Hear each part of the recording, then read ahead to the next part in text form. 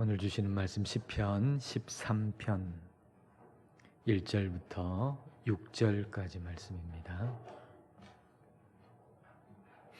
시편 13편입니다. 한 절씩 읽겠습니다. 여호와여, 어느 때까지니이까 나를 영원히 잊으시나이까? 주의 얼굴을 나에게서 어느 때까지 숨기시겠나이까?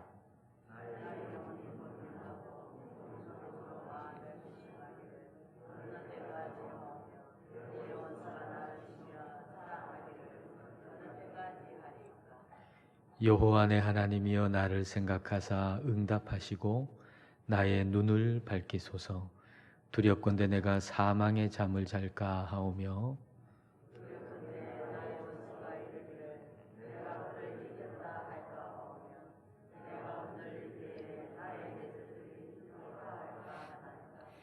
나는 오직 주의 사랑을 의지하여 싸우니 나의 마음은 주의 구원을 기뻐하리이다.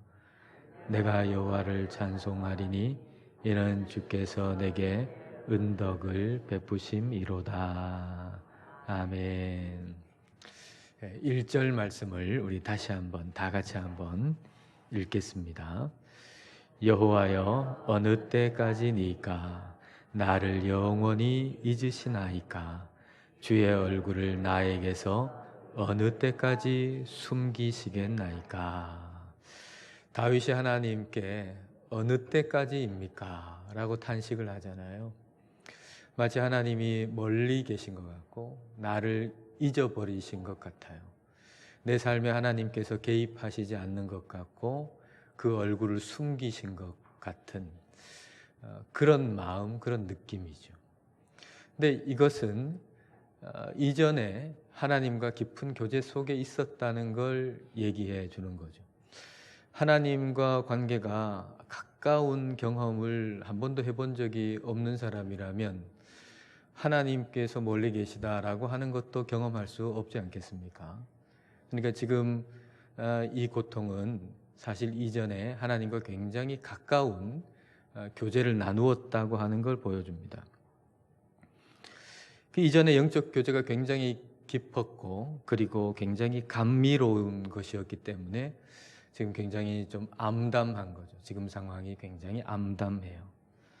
근데 이런 상황들을 한번 생각해 보면 다윗에게 이 시간들은 정화의 시간이다라고 볼 수 있어요. 정화의 시간.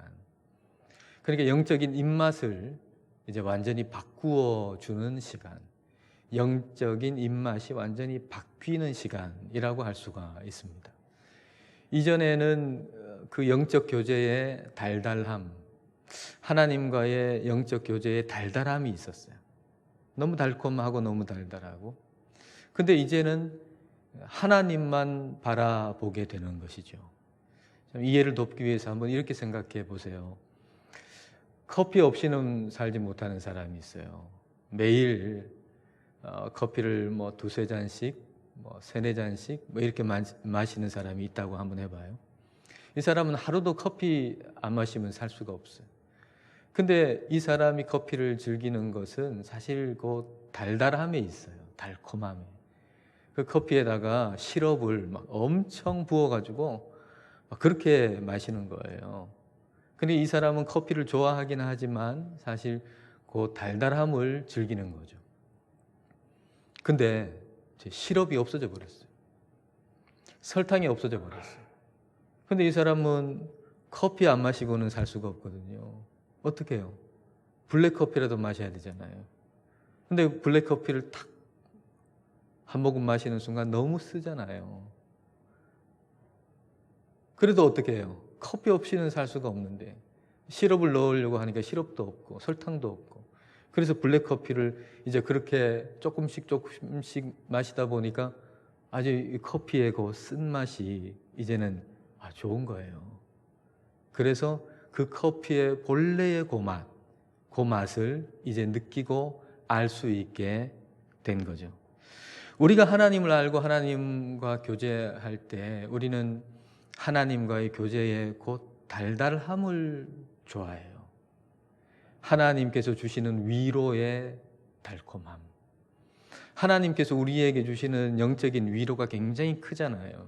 그래서 하나님과 교제할 때에 그런 위로의 달콤함, 그리고 기도할 때 응답해 주시는 즐거움, 또 우리의 삶 가운데 문제가 해결되는 기쁨, 뭐 그런 하나님과의 교제 속에서 느낄 수 있고 맛볼 수 있는 어떤 달콤함을 우리가 즐기는 거죠.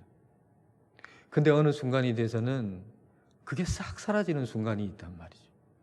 그렇게 달콤했던 것이 싹 사라지는 순간. 더 이상 좀 달콤함을 느끼고 싶은데 그런 게 전혀 없는 그런 순간이 우리에게 찾아올 때가 있는 거예요. 마치 그때 우리가 느끼는 것은 하나님이 얼굴을 숨기신 것 같고 멀리 떠나신 것 같고 그런 느낌이 드는 거죠.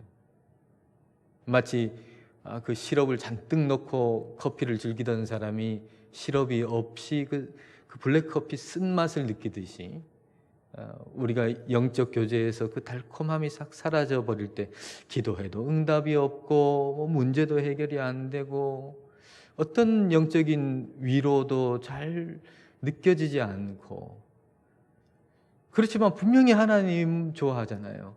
분명히 커피를 좋아하죠. 근데 쓰죠. 분명히 하나님을 좋아해요. 근데 내 영적 삶이 굉장히 쓴 거예요. 그런 걸 경험할 때가 우리가 있는 거죠. 그 쓴맛을 감정적으로 표현하자면 번민, 근심 뭐 이렇게 표현할 수가 있겠습니다. 자, 2절을 여러분 보십시오. 나의 영혼이 번민하고 종일토록 마음에 근심하기를 어느 때까지 하오며 내 원수가 나를 치며 자랑하기를 어느 때까지 하리까. 다윗이 지금 번민하고 근심하잖아요. 번민이라고 하는 건 많은 생각이거든요. 생각이 복잡해요. 지금 이 문제를 어떻게 풀 건가 이런 생각도 하고 저런 생각도 하는데, 근데 문제는 풀리지가 않는 거예요. 상황이 뭐 좀 좋아지는가? 좋아지는 것도 아니에요. 더 악화되고 더 어려워져요. 원수가 나를 치고 자랑한다 그랬잖아요. 나를 친다라고 하는 건 내 위에 있다는 거거든요. 원수가 내 위에 있어요. 원수가 더 잘 돼요. 승진하고 원수가 더 잘 돼요. 그리 자랑할 게 너무 많아요. 그 대적에게 막 자랑하고 다니는 거예요. 그럴 때 여러분 어떻겠어요? 그럴 때 하나님이 선하시다고 고백할 수가 있을까요? 그런 순간에도 하나님은 선하십니다, 이렇게 우리가 고백할 수 있을까 하는 거죠. 물론 하나님은 그런 순간에도 선하시죠.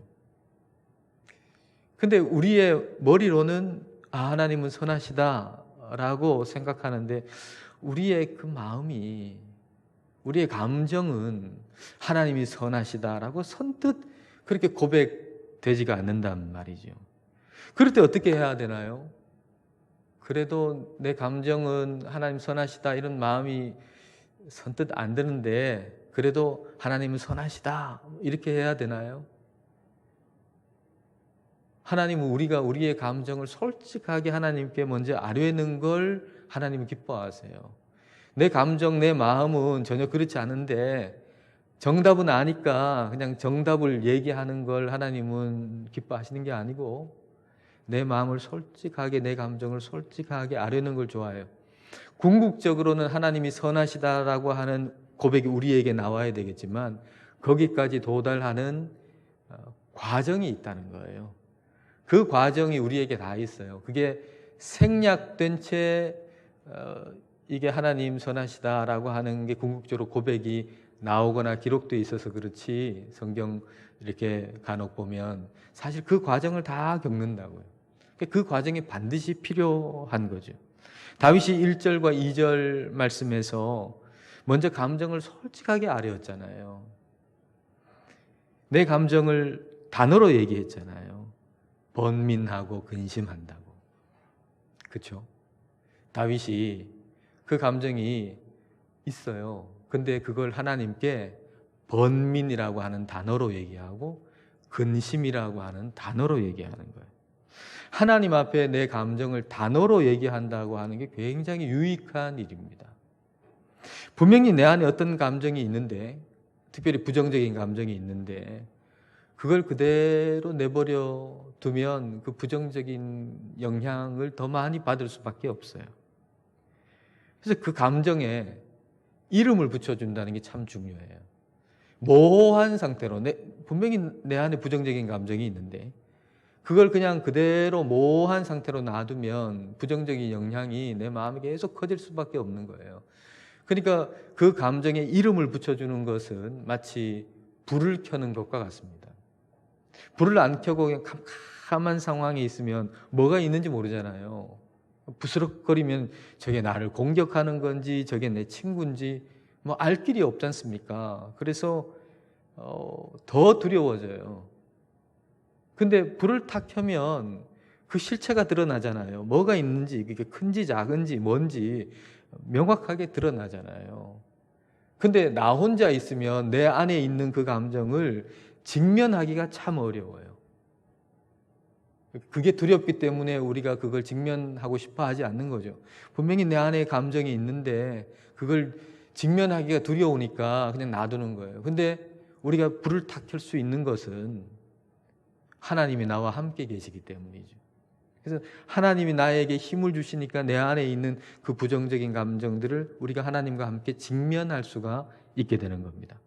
정리해 보자면은 우리 안에 어떤 감정이 일어날 때 그때 우리가 해야 할 일은 첫 번째는 두 가지를 얘기하면 첫 번째는 먼저 하나님 앞에 나아가야 한다는 거예요.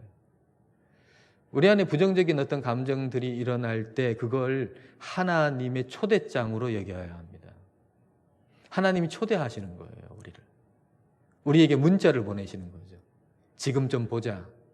문자예요. 내 마음속에 어떤 부정적인 감정이 딱 일어날 때 그때 그것은 하나님께서 내 마음속에 문자를 보내요. 지금 좀 보자. 그럼 어떻게 해야 되나요? 즉시 우리가 하나님 앞에 나아가야 돼요. 누군가 얘기를 하는 상황이라 그러면 근데 부정적인 감정이 갑자기 확 올라온다고 생각해 봐요. 여러분 배우자하고 뭐 얘기하거나 자녀들하고 얘기하거나 뭐 이렇게 가족들이 얘기하거나 뭐 이렇게 어떤 사람하고 얘기할 때 그럴 때 하나님의 초대장이 오면 잠깐만 화장실이 급해가지고 빨리 갔다 올게. 그러면서 화장실 가는 척 하면서 급히 하나님 앞에 내 부정적인 감정을 내어놓는 거죠. 조금 더 시간이 있다면 두 번째 해야 할 일은 하나님과 함께 그 이름을 정하는 거예요. 내 속에 있는 감정의 이름을 정하는 거죠. 그게 두려움인지 아니면 초조함인지 아니면 시기심인지 분노인지 그런 이름을 붙여주는 거예요. 내 안에 있는 것의 정체를 이제 명명해 주는 거죠. 이름을 붙여주는 거죠. 그럴 때 하나님과 함께 그 감정을 직면할 수가 있어요. 하나님과 함께 그 감정을, 내 안에 있는 감정을 직면할 수 있게 되죠. 근데 그렇게 하나님하고 내 감정을 내가 함께 직면하게 되면 그 이전에는 볼 수 없었던 걸 볼 수 있어요. 최소한 내가 본 게 다가 아니구나 하는 걸 알게 되는 거예요. 모호한 상태로 있으면 말이죠. 내가 느끼는 게 다라고 생각이 들어요. 내가 느끼는 이 감정이 전부 다라고 생각이 들어요. 근데 하나님과 함께 그 감정을 직면하면 내가 보는 게 전부가 아니구나라는 거. 최소한도로 내가 보는 것이 내가 느끼는 게 전부가 아니구나라고 하는 걸 깨닫게 된다고요. 이게 굉장히 중요한 깨달음입니다. 내가 느끼는 것이 전부가 아니다라고 하는 깨달음. 자, 3절을 여러분 보십시오. 여호와 내 하나님이여 나를 생각하사 응답하시고 나의 눈을 밝히소서. 두렵건대 내가 사망의 잠을 잘까 하오며 이게 나의 눈을 밝히소서라고 했죠. 어느 때까지니까 라고 탄식했는데 이제는 뭘 지금 인식하는 거죠? 내가 느끼는 것이 확실한 것은 아니다. 내가 못 보는 것이 있다 라고 인식하잖아요. 그러니까 뭐라고 기도하죠? 나의 눈을 밝히소서. 내가 지금 못 보는 게 있어요. 내가 지금 하나님 어느 때까지입니까? 내가 느끼는 이 감정이 너무 강한데 그래서 이게 내가 느끼는 게 정말 전부인 것처럼 생각이 드는데 이제는 조금 더 나아가서 이게 전부가 아니구나 하는 걸 알게 되니까 내 눈을 밝혀주십시오. 내가 못 보는 게 있다라고 하는 걸 인정하는 거죠. 하나님이 그 얼굴을 숨기신 것 같고 하나님이 나를 잊으신 것 같은 그 느낌을 신뢰할 수 없다 이거예요. 여러분, 굉장히 중요하죠. 내가 하나님 없다라고 느껴지고 하나님이 얼굴을 숨기시고 하나님 나를 잊어버리신 것 같다라고 하는 강한 어떤 느낌, 이 느낌을 신뢰할 수 없다는 얘기죠. 신뢰할 수 없다.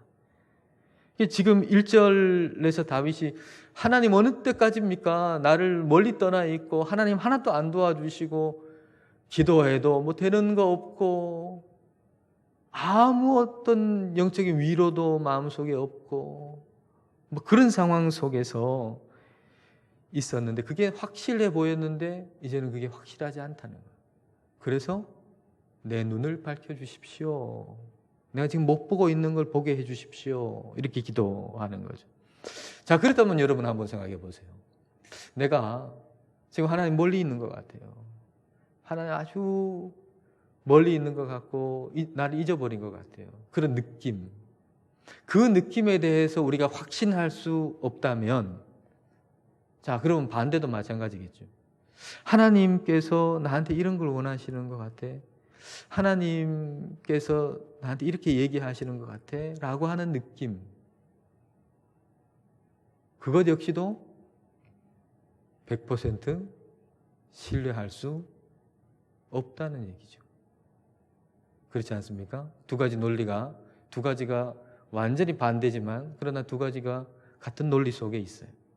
18세기의 목회자였던 조지 휘필드라고 하는 사람이 있는데 이 사람은 뭐 교회사 가운데 가장 뛰어난 설교가 중에 한 사람이라고 평가받는 사람이에요.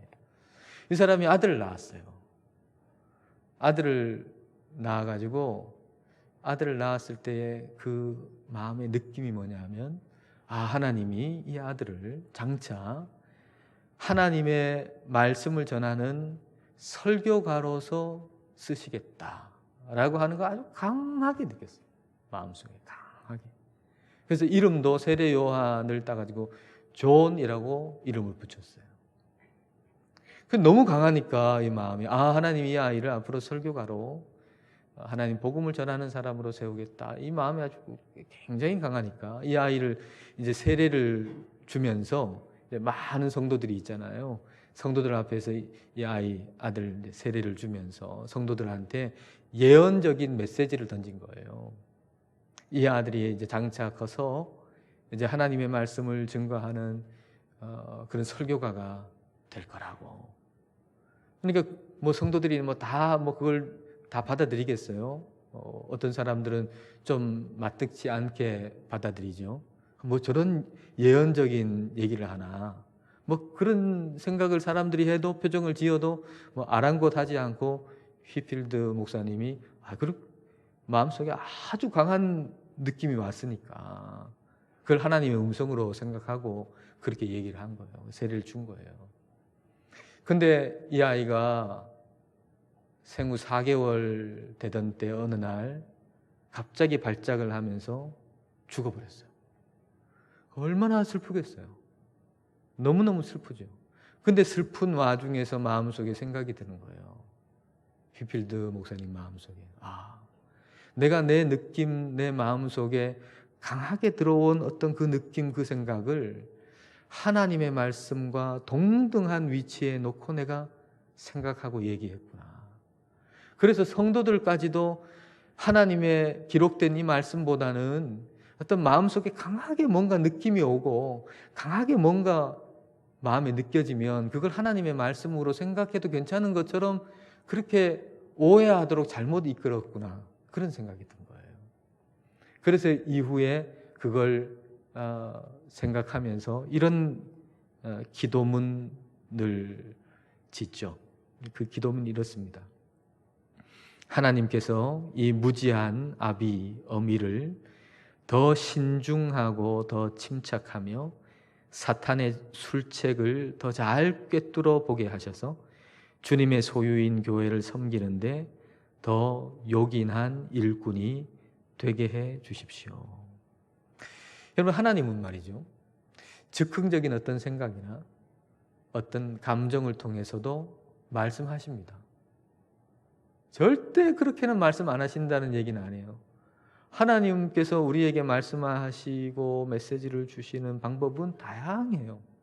그래서 하나님은 우리의 어떤 즉흥적인 어떤 생각이나 어떤 감정, 느낌을 통해서도 하나님 말씀하세요.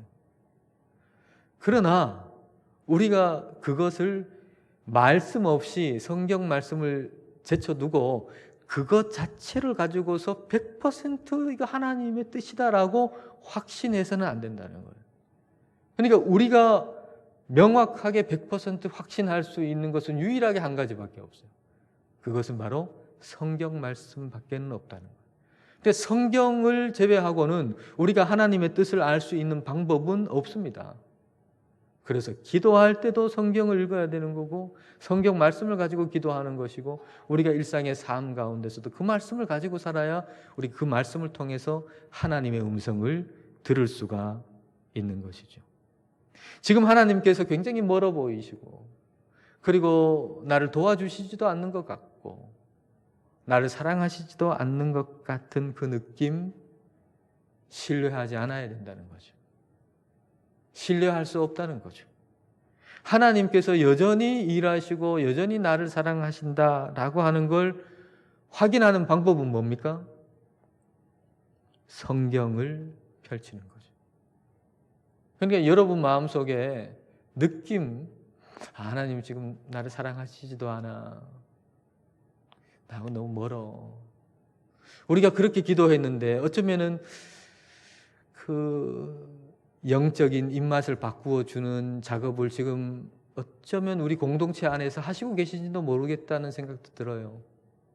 요즘에 우리가 이렇게 겪는 상황을 볼 때 하나님 앞에 기도하고 또 하나님 응답해 주시기를 바라는 기도 제목들을 우리 기도하는데 지금 제 마음속에는 하나님이 아무것도 응답도 안 해주시고 아무것도 안 도와주시고 그러신 것 같은 느낌이 좀 들어요, 사실은. 그런데 오늘 말씀을 통해서 생각해 보건대 하나님께서 우리가 그동안에 느꼈던 그 달콤함, 하나님이 주시는 응답, 문제 해결 그런 것들, 그 달콤함을 싹 없애주시면서 오로지 그냥 하나님 말씀 여기에 우리에게 집중하도록 하시는 거 아닌가? 우리 공동체, 애건교회 공동체에 지금 그렇게 일하고 계신 게 아닌가? 그런 생각이 들어요. 그러니까 우리 마음속에 하나님 지금 너무 멀리 계신 것 같고 하나님이 우리를 안 도와주시는 것 같고 그런 느낌을 우리는 신뢰해서는 안 된다는 거예요. 이럴 때일수록 우리가 해야 하는 일은 하나님의 말씀을 펼치고 하나님의 말씀을 읽고 그 안에서 하나님이 나를 사랑하신다는 걸 계속 확인하는 작업. 이걸 우리가 해야 한다는 거죠. 그러니까 우리 마음의 낙담이 될 때 우리가 해야 할 일은 뭔가? 성경을 펼치는 거예요. 우리의 마음이 낙심될 때. 나의 눈을 밝히소서라고 기도한 다윗이 해야 할 일이 뭘까요? 하나님의 말씀을 펼치는 거죠. 성경을 읽을 때 하나님께서 지금 나와 함께 하신다는 걸 알게 되고 성경을 읽을 때 하나님이 나를 사랑하신다는 걸 알게 돼요. 그래서 내 마음에 역전이 일어나는 거예요. 여러분, 마음 안에 역전은 굉장히 중요한 겁니다. 여러분, 우리의 삶이 지금 굉장히 어렵고 힘들다고 해도 내 마음에 역전이 일어나면 다 바뀌어요. 내 마음에 역전이 일어나야 돼요. 자, 5절을 여러분 보십시오. 나는 오직 주의 사랑을 의지하여 싸우니 나의 마음은 주의 구원을 기뻐하리이다. 지금 주님께서 나를 사랑하신다는 걸 다윗이 본 거 아닙니까?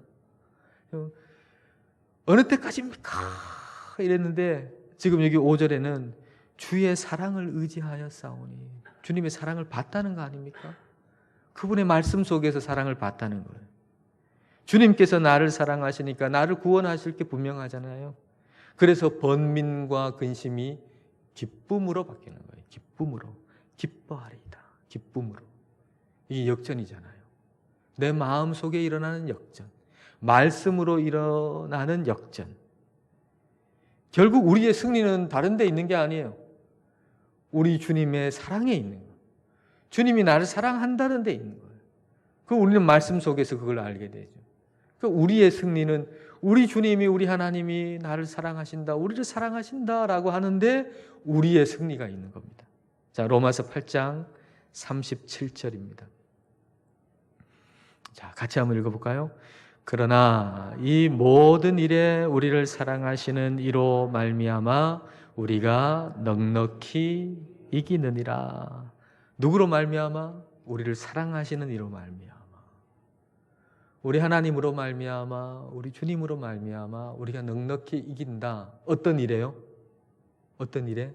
모든 일에. 모든 일에. 모든 일에 이긴다 그랬어요. 모든 일에. 그럼 그 모든 일은 뭐예요? 로마서 8장 그 윗절 35절을 보겠습니다. 누가 우리를 그리스도의 사랑에서 끊으리요? 그 모든 일이 이거예요. 환난이나 곤고나 박해나 기근이나 적신이나 헐벗음이죠.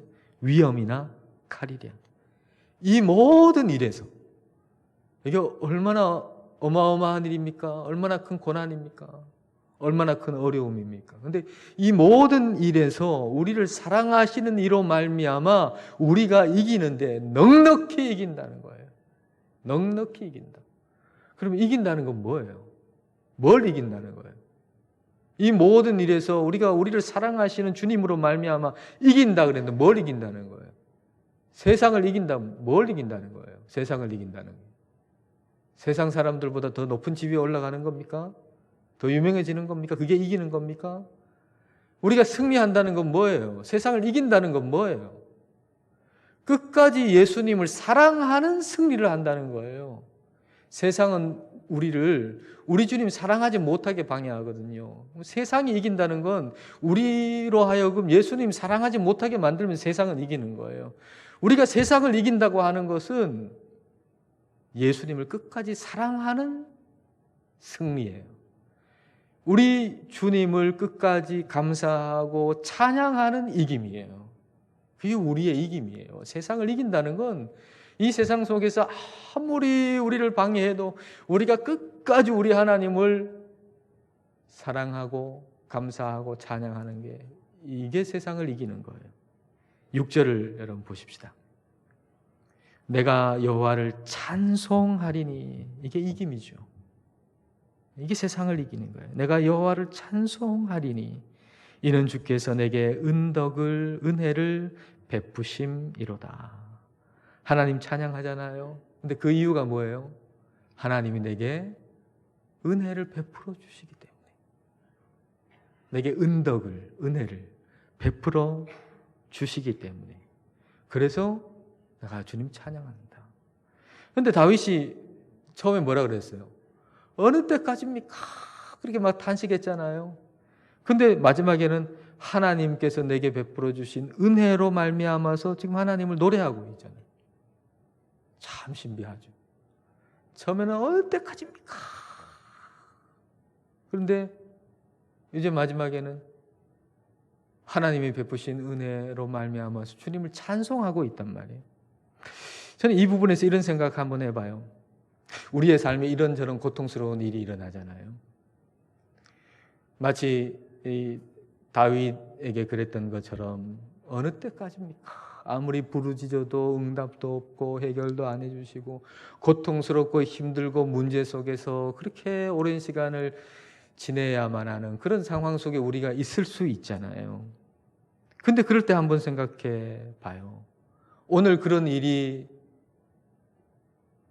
있는 것은 오늘까지 은혜로 여기까지 인도해 주셨기 때문에 오늘 그런 일을 겪고 있는 것이 아니겠습니까? 만약에 우리의 인생의 고비, 5년 전, 10년 전, 우리의 인생의 고비 때 그때 우리가 그 고비를 넘지 못하고 죽었다. 끝나버렸다 거기서. 그러면 오늘 겪는 고난, 어려움이 있을 수 있을까요? 없죠. 하나님이 은혜로 오늘 여기까지 오게 해주셨기 때문에 오늘 우리가 겪고 있는 고난과 아픔이, 고통이 있을 수 있는 거예요. 여러분, 이스라엘 백성들이 광야를 지나면서 얼마나 참 불평도 많이 하고 또 불만도 많았어요. 그게 그만큼 고통스러웠다는 거 아닙니까? 물도 없고 뭐 먹을 것도 없고 뭐 그렇다고 얼마나 고통스러워했습니까? 근데 만약에 애굽에서 구원받지 못했다면 광야의 그 고통, 그 고난 있을까요? 없죠. 광야에서의 그 고난, 고통이 있는 것은 애굽에서 구원받았기 때문에 있는 거예요. 홍해를 건너다가 거기서 싹 다 수장돼 가지고 죽었으면 광야에서의 고통과 고난이 있을까요? 없죠. 홍해를 건너게 해 주신 은혜가 있기 때문에, 그래서 오늘 이 광야까지 우리 하나님이 은혜를 베풀어 주셔서 여기까지 왔기 때문에 그 광야에서의 고난과 아픔과 고통이 있는 거예요. 이런 걸 생각해 보면 우리가 오늘의 우리의 상황에서 고난도 있고 어려움도 있고 힘든 일도 있고 한숨 날 일도 있고, 그렇지만 곰곰이 생각해 보면 오늘 여기까지 하나님이 인도해 주셨기 때문에 그게 있는 거예요. 그러니까 먼저 감사할 수 있다는 거예요. 그런 상황 속에서도. 회사에 들어갔는데 너무 회사 일이 힘들어요. 여러분 뭐 생업을 생각해 보시면 뭐 일터가 너무 힘들어요. 하는 일이 너무 힘들어요, 사업이. 회사에 들어가는데 너무 힘들단 말이에요. 당장 때려치우고 싶어요. 근데 물론 앞으로 어떻게 갈까 이거 말고 다른 길을 좀 모색해야 되겠다 할 수 있겠죠. 그러나 먼저 해야 할 일이 있어요. 내가 지금 이 회사에서 이렇게 어렵고 이렇게 힘든 이유는 그 회사에 들어갈 수 있도록 하나님 은혜를 베풀어 주셨기 때문이 아니겠습니까? 그리고 지금까지 오도록 은혜를 베풀어 주셨으니까 오늘 지금 이 회사에서 지금 내가 어려움을 당하는 거잖아요. 그러니까 먼저 해야 할 일은 하나님께서 지금 여기로 인도해 주시고 여기까지 오게 해 주신 거를 먼저 감사하는 거, 그게 우리가 먼저 해야 할 일이고, 그 다음에 하나님 앞에 다음 길을 모색하도록 하나님 길을 열어주시도록 기도할 수 있는 거죠. 그거 없이 뭐 힘들다고 그냥 다른 길 열어달라고 하는 게 아니고, 하나님이 베푸신 은혜를 먼저 기억하고 감사하고 찬양하는 거, 이게 우리가 먼저 해야 할 일입니다. 다윗이 그래서 어느 때까지입니까? 어느 때까지입니까? 이렇게 부르짖다가 여기까지 오게 하신 하나님의 은혜, 어느 때까지입니까? 라고 부르짖을 수 있는 것도 여기까지 고비고비를 다 넘어가지고 올 수 있게 해주셨으니까 이 가능한 일이잖아요. 그래서 하나님을 찬양하는 거예요. 하나님께 감사하는 거예요. 오늘 삶에 우리에게 어려움이 있죠. 그런데 오늘 우리의 삶에 어려움이 있는 것은 오늘 여기까지 하나님이 인도하셨기 때문에 가능한 겁니다. 그래서 먼저 우리가 그걸 찬양하고 감사할 수 있습니다. 그리고 우리 느낌에 너무 힘들고 어려우니까 하나님 멀리 계신 것 같고 안 계신 것 같고 날 안 도와주시는 것 같은 느낌 신뢰하지 마십시오. 그런 마음이 들 때 성경을 펼치시고 성경 말씀에 나를 사랑하시는 하나님, 그 하나님을 신뢰하시고 하나님이 나를 사랑하신다고 하는 거 확인하시고 확신하시고, 그래서 하나님을 끝까지 사랑하고 끝까지 찬양하고 감사하는 이김이 있는, 세상을 이기시는, 승리하시는 저와 여러분 되시기를 축복합니다.